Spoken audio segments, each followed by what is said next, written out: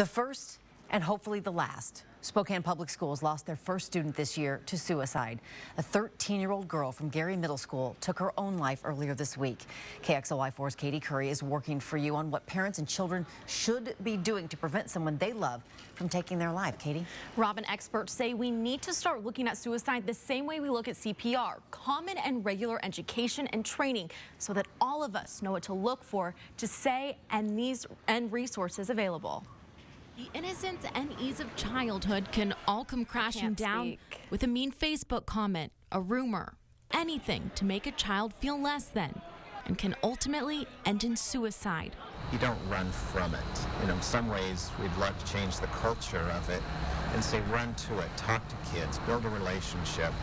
Dr. David Crump with Spokane Public Schools wants people to start talking about suicide and never stop. People don't want to have conversations about suicide, or they think that, hey, if I even mention it, it'll give thoughts and ideas. That's not true.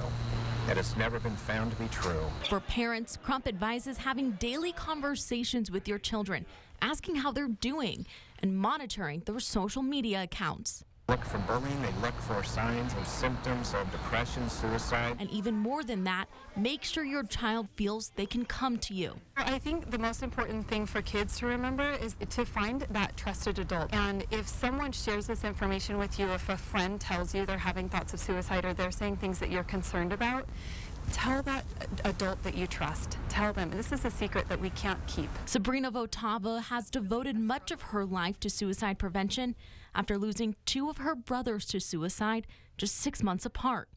She says when it comes to intervening, everyone can look at the facts. How are they feeling, acting? Are there any changes in behavior?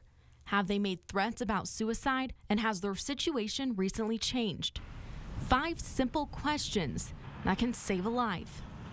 Spokane Public Schools will host a community forum next week open to the public to talk about a number of signs and symptoms of depression and suicide, dealing with grief and loss, and they'll also be holding a Q&A. The forum is being held in the gym of Garry Middle School starting at 7 o'clock Monday evening. Reporting live in studio, Caiti Currey, KXLY4 News.